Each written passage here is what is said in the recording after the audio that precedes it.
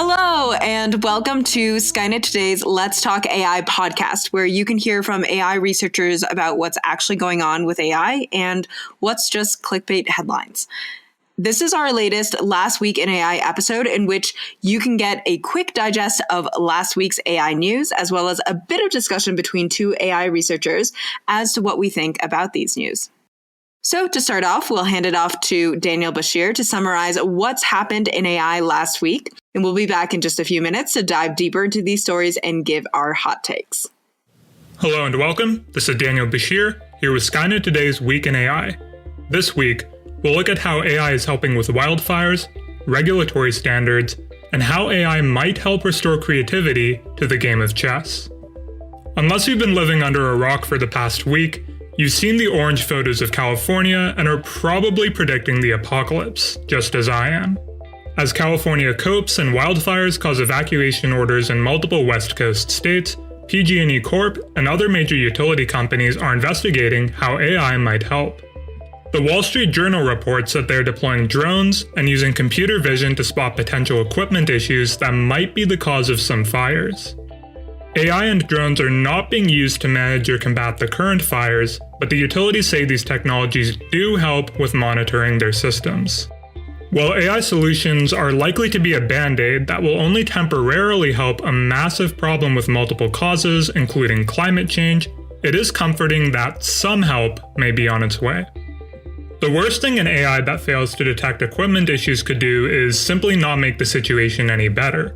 But if AI being used in areas like healthcare doesn't do its job, that failure could have devastating consequences. It doesn't help that many people who develop and sell AI systems used in areas from healthcare to hiring overhype the abilities of their systems without putting the necessary effort into testing those abilities. At least in healthcare, experts are heeding the warning that poor quality research is abundant. The Guardian reports that an international team of experts has launched a set of guidelines under which clinical trials involving AI will be expected to meet a stringent set of criteria before being published. By standardizing evaluation and imposing high standards, the guidelines aim to make sure AI systems are safe and effective for use in healthcare settings. Another area of AI where negative impacts are clear is facial recognition. The United States isn't the only country where facial recognition is beginning to be used extensively. In China, the technology has been used in the persecution of the Uyghur population, although China has continued to deny the claims. Reuters reports that IBM wants the United States to avoid helping repressive regimes by imposing export limits on facial recognition systems likely to be used in mass surveillance systems, racial profiling, or other human rights violations. IBM advocates for limiting exports of one-to-many systems that can identify dissidents in a crowd or surveil citizens, and restricting access to online image databases for training facial recognition systems. More benign uses, such as facial identification systems that allow users to unlock their phones, are not an issue. While IBM has become serious about calling out facial recognition, the company has dabbled in many areas throughout the years. Decades ago, an IBM supercomputer named Deep Blue beat world chess champion Garry Kasparov in a famed series of games that signaled AI's transformative potential. By now, computers have also mastered the even more complicated game Go, after DeepMind's algorithm defeated world champion Lee Sedol, motivating him to retire from the game. Part of the magic has been that these algorithms sometimes employ strategies and make moves no human would even consider. Former world chess champion Vladimir Kramnik partly blames computers for making competitive chess less creative, as players spend half their games reciting memorized moves suggested by their computers. Wired reports that Kramnik has recently teamed up with DeepMind to restore that creativity. Kramnik has been leading AlphaZero, a more flexible and powerful successor to the AlphaGo algorithm that coaxed Lee into retirement, on adventures through multiple variations of chess. Now that machines are unbeatable, Kramnik's work may just bring back some creativity to chess, and even encourage humans to work together with their overpowered adversaries. That's all for this week's news roundup. Stay tuned for a more in-depth discussion of recent events with Andre and Sharon. Thanks, Daniel, and welcome back, listeners. Now that you've had a summary of last week's news, feel free to stick around for a bit for a more laid-back discussion of this news by two AI researchers. So first, I'm Sharon, a third-year PhD student in the machine learning group working with Andrew Ng. I do research on generative models, improving generalization of neural networks, and applying machine learning to tackling the climate crisis.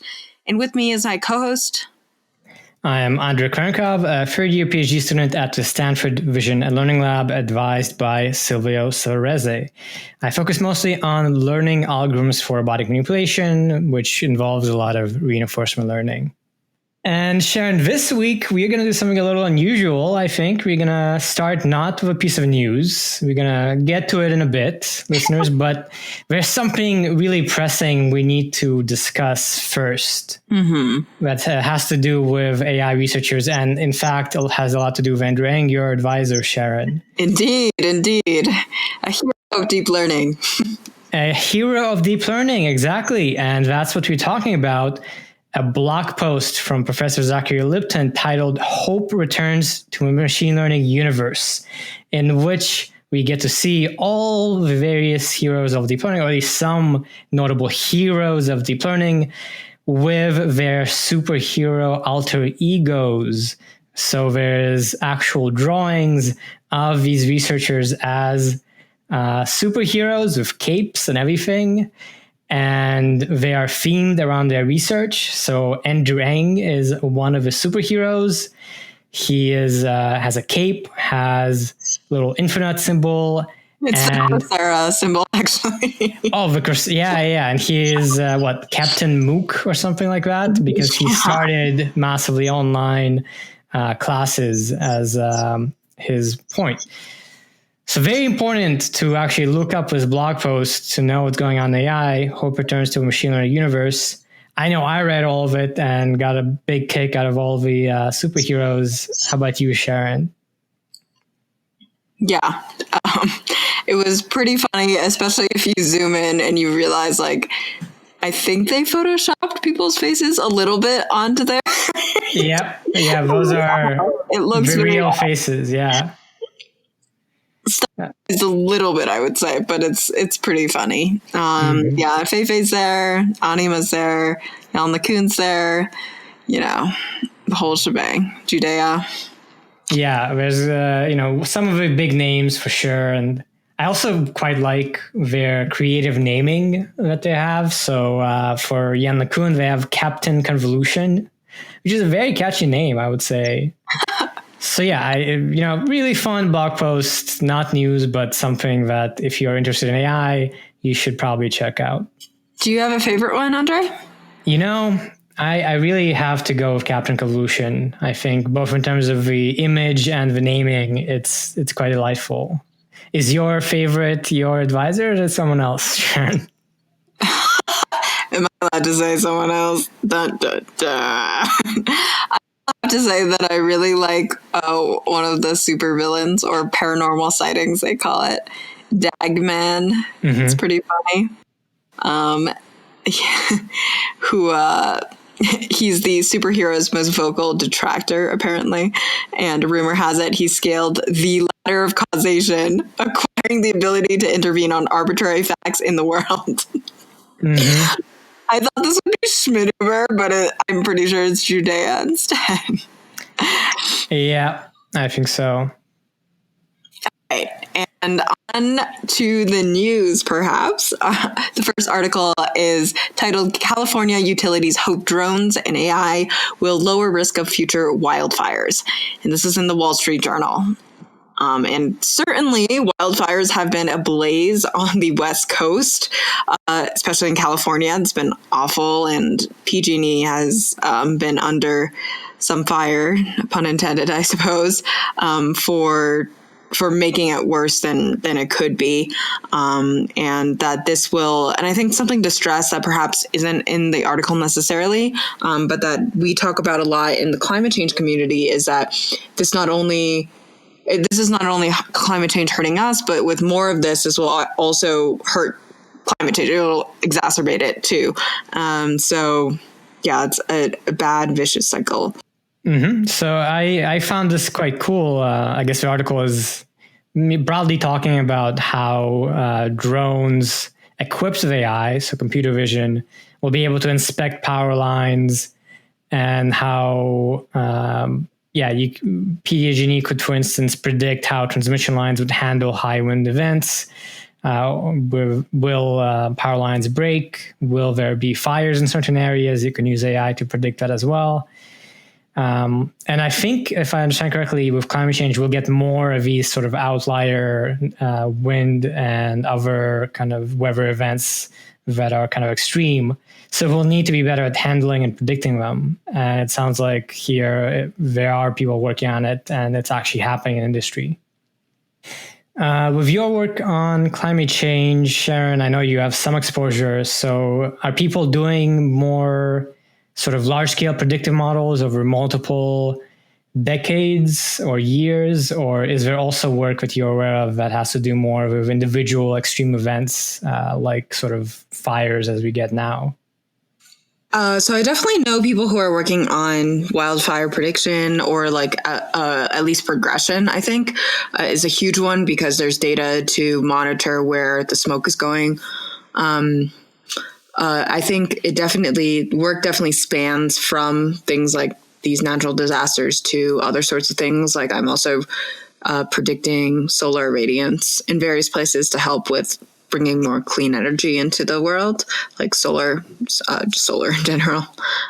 So I would say that working on climate change is a very big area of both mitigation, so mitigating climate change, as well as adaptation. And those are often two very big areas that are talked about. And I would say this is largely, hopefully some mitigation, but also a lot of adaptation as well. You know, what do you do after something like this happens?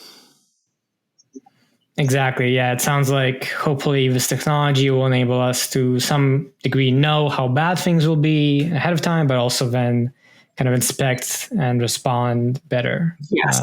So cool to hear about this application of AI for sure. Yes, definitely. And on to our next topic, which is, let's say, a little more funny, a little less serious. Mm-hmm. It has to do with an article published in The Guardian last week titled, "A Robot Wrote This Entire Article. Are You Scared Yet?" And of course, it is dealing with GPT-3, OpenAI's recent, very hyped output, which can be used to write articles. You can condition it to basically pick a topic, and it can continue from some starting point and write a bunch of stuff. So The Guardian kind of got in touch with some student, and why people were a bit angry at this article is they made the article be on the topic of sort of the AI trying to convince people that it's not a threat. So they're playing on sort of people's fears already. And then even though they titled it "A Robot Wrote This Entire Article," it turned out that they edited out kind of the bad bits of GPT-3 that showed that the algorithm is quite imperfect and does produce nonsense, and made it seem very coherent and pretty much, put together the good bits and took out the bad bits. So even though the title is "A Robot Wrote This Entire Article, are you scared yet?" The implication there seems to be that AI wrote it, but in fact, the bad bits were taken out and a human was involved in editing it.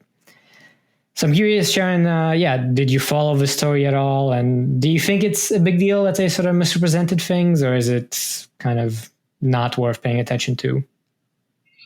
I think it's interesting because it's the whole fake news feeling, right?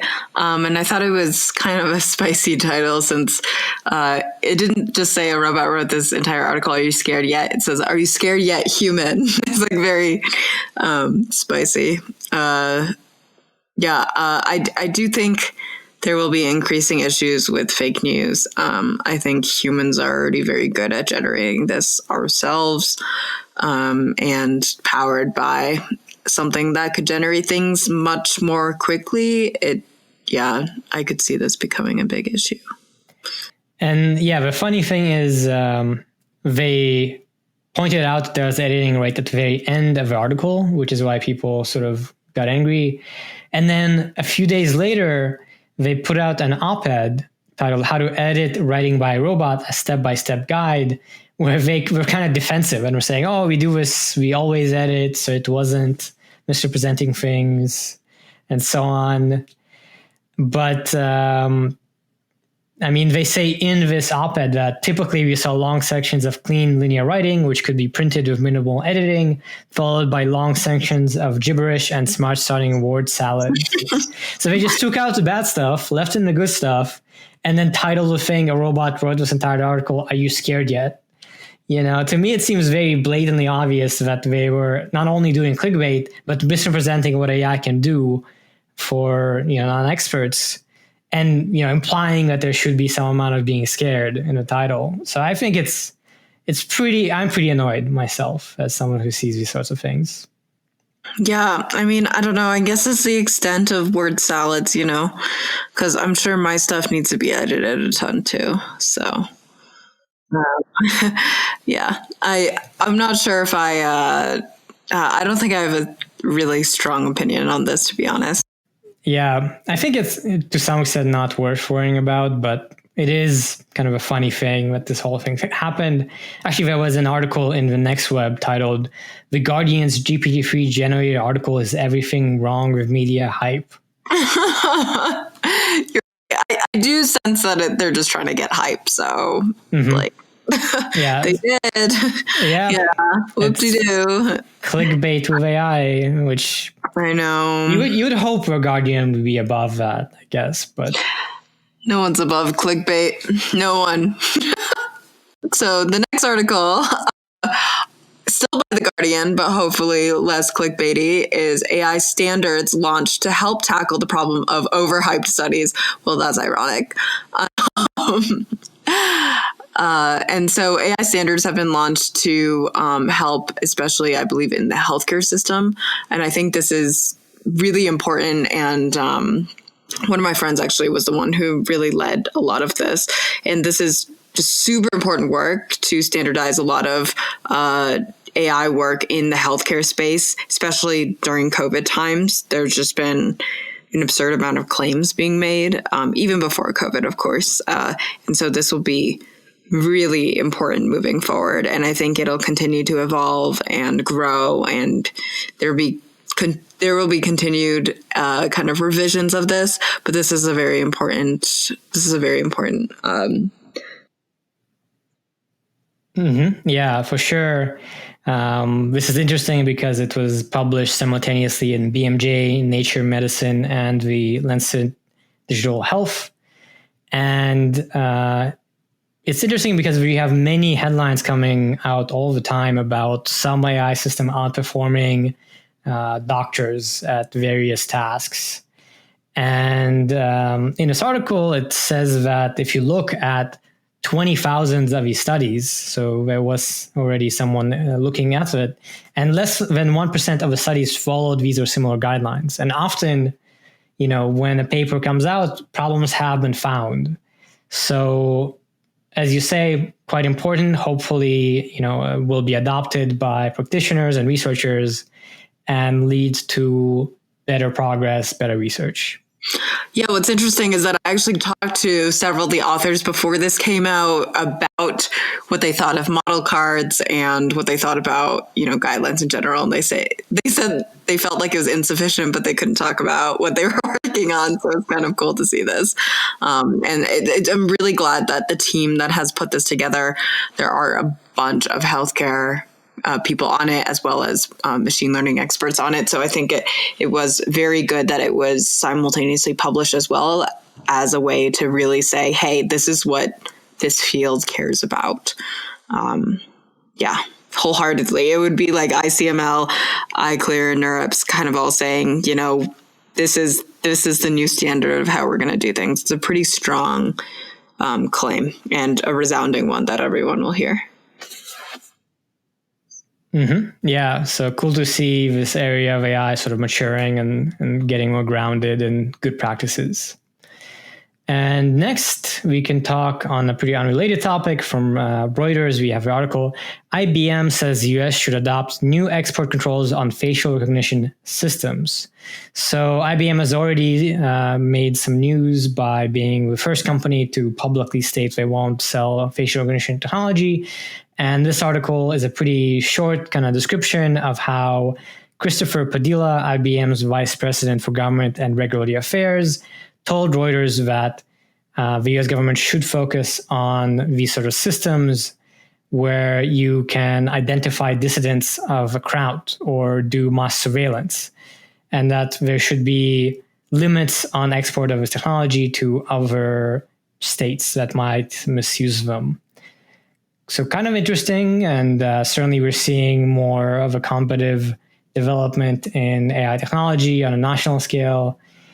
I feel a little weird about it because I'm not sure how much you can actually limit, exports beyond maybe data. How about you, Sharon? Yeah, I mean, I think it's important that IBM is thinking about this or someone is thinking about this. I also find it quite interesting that this is something they're focused on, but Christopher Padilla, who's VP of Government and Regulatory Affairs at IBM, was formerly in the U.S. Department of State working on the export administration. So that's quite interesting. And I believe that it was actually under George W. Bush. And I guess it kind of makes sense that IBM is thinking about this then. Yeah, it's true. It's kind of a way, I think people have talked about the U.S. being imperialistic or something, and I guess this kind of aligns with that as well. In a sense, it's trying to disable a certain type of technology from harming other people in the world. Yeah, and so I guess we'll see.